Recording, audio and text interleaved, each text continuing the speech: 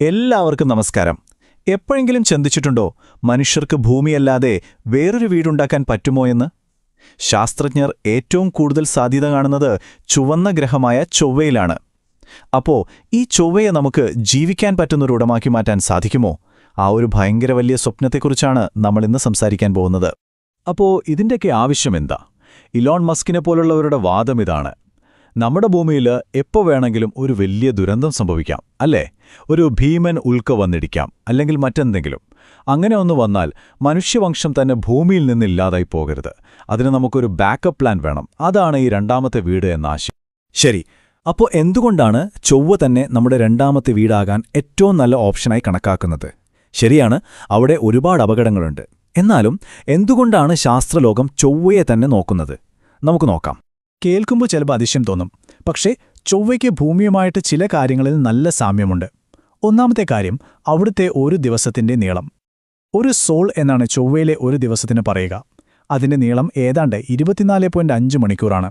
അതായത് നമ്മുടെ ഒരു ദിവസത്തേക്കാൾ വെറും അരമണിക്കൂർ കൂടുതൽ. പിന്നെ ഭൂമിയെപ്പോലെ തന്നെ ചൊവ്വയുടെ അച്ചുതണ്ടിനും ഒരു ചെരിവുണ്ട്. അതുകൊണ്ട് അവിടെയും നമുക്കിവിടെ ഉള്ളതുപോലെ പലതരം കാലാവസ്ഥകളും ഋതുക്കളുമൊക്കെയുണ്ട്. ഇനി ഏറ്റവും വലിയൊരു കാര്യം, ഭൂമിയിലെ എല്ലാ ഭൂഖണ്ഡങ്ങളിലെയും കര ഒന്നിച്ചു ചേർത്ത് വെച്ചാൽ എത്ര വലിപ്പമുണ്ടോ അത്രയും തന്നെ കരപ്രദേശം ഒറ്റയ്ക്ക് ചൊവ്വയിലുണ്ട്. ഭയങ്കരമല്ല? അതുമാത്രമല്ല, നമ്മുടെ ഭൂമിയിലെ ധ്രുവപ്രദേശങ്ങളിലെ പോലെ ചൊവ്വയിലും മഞ്ഞുപാളികളുണ്ട്. കാലാവസ്ഥ മാറുന്നതിനനുസരിച്ച് ഈ മഞ്ഞുപാളികൾ വലുതാവുകയും ചെറുതാവുകയും ഒക്കെ ചെയ്യും. അപ്പോൾ ഇങ്ങനെയുള്ള ഈ സാമ്യങ്ങളൊക്കെയാണ് ചൊവ്വയെ രണ്ടാമത്തെ ഭൂമിയാക്കാം എന്ന സ്വപ്നത്തിന് ഇത്ര വലിയ പ്രചോദനം കൊടുക്കുന്നത്. പക്ഷേ കാര്യങ്ങൾ അത്ര എളുപ്പമല്ല. ഇപ്പോഴത്തെ ചൊവ്വയുടെ അവസ്ഥ വളരെ വളരെ വ്യത്യസ്തമാണ്. അപ്പോൾ പിന്നെന്താ പ്രശ്നം? എന്തുകൊണ്ടാണ് നമുക്ക് ബാഗും പാക്ക് ചെയ്ത് അങ്ങോട്ട് പോകാൻ പറ്റാത്തത്? നമുക്ക് ചൊവ്വയുടെ യഥാർത്ഥ അഭീകരമായ അവസ്ഥയിലേക്കൊന്ന് നോക്കാം. ഒന്നാമത്തെ കാര്യം, അവിടുത്തെ തണുപ്പ്. ചൊവ്വയിലെ ശരാശരി താപനില എത്രയാണെന്നറിയുമോ? -63 ഡിഗ്രി സെൽഷ്യസ്. ഒന്നാലോചിച്ച് നോക്കൂ. ഭൂമിയിലെ ഏറ്റവും തണുപ്പുള്ള സ്ഥലമായ അന്റാർട്ടിക്കയിൽ പോലും ഇത്രയും തണുപ്പ് എപ്പോഴും ഉണ്ടാവാറില്ല. അപ്പോൾ സഹിക്കാൻ പറ്റാത്ത തണുപ്പാണ് അവിടെ. രണ്ടാമത്തേത്, അന്തരീക്ഷമർദ്ദം.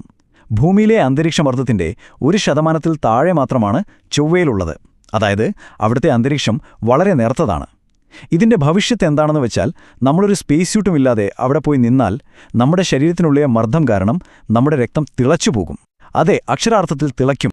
ഇനി ആ നേർത്ത അന്തരീക്ഷം എങ്ങനെയുള്ളതാണെന്ന് നോക്കാം.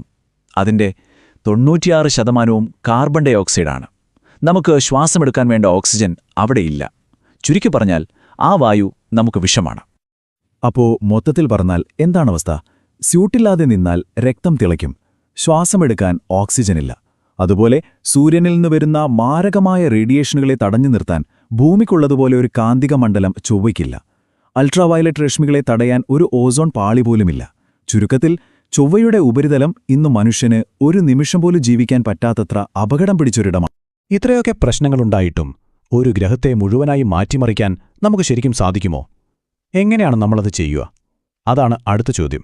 ഈയൊരു പ്രക്രിയയ്ക്ക് പറയുന്ന പേരാണ് ടെറാഫോമിംഗ്. അതായത് ഒരു ഗ്രഹത്തെ, അതിന്റെ അന്തരീക്ഷത്തെയും താപനിലയുമൊക്കെ മാറ്റി ഭൂമിയെപ്പോലെ മനുഷ്യർക്ക് ജീവിക്കാൻ പറ്റുന്ന ഒരിടമാക്കി മാറ്റുക. ഇതിന്റെ പ്രധാന ആശയം ഇതാണ്: ഒരു ഗ്രീൻ ഹൗസ് എഫക്റ്റ് അല്ലെങ്കിൽ ഹരിതഗ്രഹ പ്രഭാവം അവിടെ കൃത്രിമമായി ഉണ്ടാക്കിയെടുക്കണം. എന്തിനാണെന്ന് വെച്ചാൽ, ചൊവ്വയെ ചൂടുപിടിപ്പിക്കാനും അതിന്റെ അന്തരീക്ഷത്തിന് കനം കൂട്ടാനും വേണ്ടി. അപ്പോൾ ഈ ടെറാഫോമിംഗ് എങ്ങനെയാണ് ചെയ്യുക? ഇതിന് പ്രധാനമായി 3 സ്റ്റെപ്പുകളാണുള്ളത്. സ്റ്റെപ്പ് 1, ചൊവ്വയെ ചൂടാക്കുക. എങ്ങനെ? അവിടുത്തെ ധ്രുവങ്ങളിലുള്ള മഞ്ഞുപാളികൾ ഉരുക്കണം. അപ്പോൾ അതിലുറഞ്ഞുകിടക്കുന്ന കാർബൺ ഡൈ ഓക്സൈഡും നീരാവിയുമെല്ലാം പുറത്തുവന്ന് അന്തരീക്ഷത്തിൽ കലരും. ഇനി സ്റ്റെപ്പ് 2, അന്തരീക്ഷത്തിന് കനം കൂട്ടുക. ഈ പുറത്തുവരുന്ന വാതകങ്ങൾ സൂര്യന്റെ ചൂടിനെ പിടിച്ചു നിർത്തും. അങ്ങനെ ചൊവ്വയുടെ താപനിലയും അന്തരീക്ഷമർദ്ദവും പതിയെ പതിയെ കൂടും. അവസാനമായി സ്റ്റെപ്പ് 3, വെള്ളവും ജീവനും. ആവശ്യത്തിന് ചൂടും മർദ്ദവുമൊക്കെ ആകുമ്പോൾ വെള്ളത്തിന് ദ്രാവക രൂപത്തിൽ ഉപരിതലത്തിൽ ഒഴുകി നടക്കാൻ പറ്റും. ആ ഒരവസ്ഥയെത്തിയാൽ നമുക്ക് സൂക്ഷ്മാണുക്കളെയും പിന്നെ പതിയെ ചെടികളെയും ഒക്കെ അങ്ങോട്ട് കൊണ്ടുപോകാം. ഇതൊക്കെ നടപ്പിലാക്കാൻ ശാസ്ത്രജ്ഞർ മുന്നോട്ട് വയ്ക്കുന്ന ചില ആശയങ്ങൾ കേട്ടാൽ നമ്മൾ ഞെട്ടിപ്പോകും. ഉദാഹരണത്തിന്, ചൊവ്വയെ ചൂടാക്കാൻ ബഹിരാകാശത്ത് ഭീമാകാരമായ കണ്ണാടികൾ വെച്ച് സൂര്യപ്രകാശത്തെ അങ്ങോട്ട് തിരിച്ചുവിടുക. അല്ലെങ്കിൽ അവിടെ ഹരിതഗൃഹവാതകങ്ങൾ ഉണ്ടാക്കുന്ന വലിയ ഫാക്ടറികൾ സ്ഥാപിക്കുക. ഇതൊക്കെ കേൾക്കുമ്പോൾ തന്നെ നമുക്കറിയാം ഇതൊന്നും അത്ര എളുപ്പമുള്ള കാര്യമല്ല. ഒരുപക്ഷേ 100 കണക്കിന് വർഷങ്ങളും, നമുക്ക് സങ്കല്പിക്കാൻ പോലും പറ്റാത്തത്ര പണവും സാങ്കേതിക വിദ്യയും ഇതിനു വേണ്ടിവരും. ഓക്കെ, ഒരു ഗ്രഹത്തെ മൊത്തത്തിൽ മാറ്റുന്നത് നൂറ്റാണ്ടുകൾക്ക് ശേഷമുള്ള കാര്യമാണ്.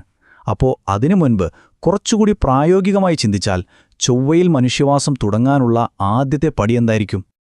അവിടെയാണ് പാരാടെറാഫോമിംഗ് എന്ന ആശയം വരുന്നത്. അതായത് ചൊവ്വയെ മുഴുവനായി മാറ്റുന്നതിന് പകരം അവിടെ ചെറിയ അടച്ചുറപ്പുള്ള വാസസ്ഥലങ്ങൾ ഉണ്ടാക്കുക.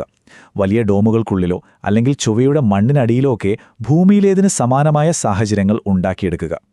ടെറാഫോമിങ്ങിന്റെ ലക്ഷ്യം സ്യൂപ്പില്ലാതെ ചൊവ്വയിൽ നടക്കാനാണെങ്കിൽ പാരാടെറാഫോമിങ്ങിന്റെ ലക്ഷ്യം ആ അടച്ച സ്ഥലത്തിനുള്ളിൽ സുരക്ഷിതമായി ജീവിക്കാനും ജോലി ചെയ്യാനുമാണ്. ഒന്നാലോചിച്ച് നോക്കൂ, ചൊവ്വയിലെത്തുന്ന ആദ്യത്തെ മനുഷ്യരുടെ ജീവിതം എത്രമാത്രം വെല്ലുവിളി നിറഞ്ഞതായിരിക്കുമെന്ന്. ശ്വാസമെടുക്കാനുള്ള ഓക്സിജൻ അവിടുത്തെ വിഭവങ്ങൾ ഉപയോഗിച്ച് തന്നെ ഉണ്ടാക്കണം. ഭക്ഷണം കഴിക്കാൻ വിഷമുള്ള മണ്ണിൽ കൃഷി ചെയ്യണം. ഒരുപക്ഷെ ഹൈഡ്രോപോണിക്സൊക്കെ ഉപയോഗിച്ച് വെള്ളം കണ്ടെത്തണം. ഭൂമിയിലുള്ളവരുടെ ഒരു ഹായ് പറയാൻ പോലും 20 മിനിറ്റ് കാത്തിരിക്കണം. ഇതിനെല്ലാം പുറമെ ആ ഒറ്റപ്പെടലും മാനസിക സമ്മർദ്ദവും ശരിക്കും ഒരു മനുഷ്യനും ഇന്നേവരെ അനുഭവിച്ചിട്ടില്ലാത്ത അത്രയും കഠിനമായ സാഹചര്യങ്ങളായിരിക്കും അത്. ഇനി നമുക്ക് ഏറ്റവും പ്രധാനപ്പെട്ട ചോദ്യത്തിലേക്ക് വരാം. ഇതൊക്കെ സാങ്കേതികമായി ചെയ്യാൻ പറ്റുമെന്ന് തന്നെ വെക്കുക. എന്നാലും നമ്മളിത് ശരിക്കും ചെയ്യേണ്ടതുണ്ടോ? ഇത് ശരിയായ കാര്യമാണോ? ഇവിടെ പ്രധാനമായും 2 വാദങ്ങളാണുള്ളത്. ഒരു വശത്ത് മനുഷ്യരാശിയുടെ നിലനിൽപ്പിന് ഇതൊരു ബാക്കപ്പ് പ്ലാനായി വേണമെന്ന് പറയുന്നവർ, മറുവശത്ത് നമ്മുടെ സ്വന്തം ഭൂമിയെ സംരക്ഷിക്കുകയാണ് നമ്മുടെ ആദ്യത്തെ കടമ എന്ന് വാദിക്കുന്നവർ. ഇത് ശരിക്കും നമ്മുടെ നിലനിൽപ്പും നമ്മുടെ ഉത്തരവാദിത്വവും തമ്മിലുള്ള ഒരു വലിയ തർക്കമാണ്. ഇതിനെ എതിർക്കുന്നവർ ചോദിക്കുന്ന പ്രധാന ചോദ്യം ഇതാണ്: നമ്മുടെ സ്വന്തം ഭൂമി കാലാവസ്ഥാ വ്യതിയാനം പോലുള്ള വലിയ പ്രശ്നങ്ങൾ നേരിടുമ്പോൾ അതിനെയൊന്നും പരിഹരിക്കാതെ മറ്റൊരു ഗ്രഹത്തെ ശരിയാക്കാൻ ഇത്രയധികം പണവും സമയവും ചെലവഴിക്കുന്നതെന്തിനാണ്? ആ വിഭവങ്ങൾ ഉപയോഗിച്ച് ആദ്യം നമ്മുടെ ഈ വീട് നന്നാക്കുകയല്ലേ വേണ്ടത്? ഇനി മറ്റൊരു വലിയ ചോദ്യമുണ്ട്. ചൊവ്വയിൽ ഇപ്പോൾ ജീവനില്ല എന്ന് നമ്മൾ ഉറപ്പിച്ചു. പക്ഷേ ഒരുപക്ഷേ അവിടുത്തെ മണ്ണിനടിയിൽ എവുകയെങ്കിലും വളരെ ചെറിയ സൂക്ഷ്മജീവികൾ ഉണ്ടെങ്കിലോ? അങ്ങനെയെങ്കിൽ നമുക്ക് താമസിക്കാനായി ആ ജീവനെ ഇല്ലാതാക്കാൻ നമുക്ക് എന്ത് അവകാശമാണുള്ളത്? അപ്പോൾ ചൊവ്വയെ ഒരു രണ്ടാം ഭൂമിയാക്കുക എന്നത് മനുഷ്യരാശിയുടെ അടുത്ത വലിയൊരു മുന്നേറ്റമാകുമോ? അതോ നമ്മൾ ചെയ്യാൻ പോകുന്ന ഏറ്റവും വലിയ മണ്ടത്തരമാകുമോ? ഒരു പക്ഷേ ഈയൊരു സ്വപ്നം ചൊവ്വയെക്കുറിച്ചുള്ളതിനേക്കാൾ കൂടുതൽ നമ്മളെക്കുറിച്ച് തന്നെയാണ്. പ്രപഞ്ചത്തിൽ നമ്മുടെ സ്ഥാനമെന്താണ്, നമ്മുടെ ഉത്തരവാദിത്തങ്ങൾ എന്തൊക്കെയാണ് എന്നൊക്കെ നമ്മളെ തന്നെ ഓർമ്മിപ്പിക്കുന്ന ഒരു വലിയ ചോദ്യമാണിത്. ഇതിനെക്കുറിച്ച് നിങ്ങൾക്കെന്തു തോന്നുന്നു? ഈ വീഡിയോ നിങ്ങൾക്ക് ഉപകാരപ്പെട്ടെങ്കിൽ ഒരു ലൈക്ക് കൊടുക്കൂ. ഇനിയും ഇത്തരത്തിലുള്ള വീഡിയോകൾക്കായി നമ്മുടെ ചാനൽ സബ്സ്ക്രൈബ് ചെയ്യാൻ മറക്കരുതേ.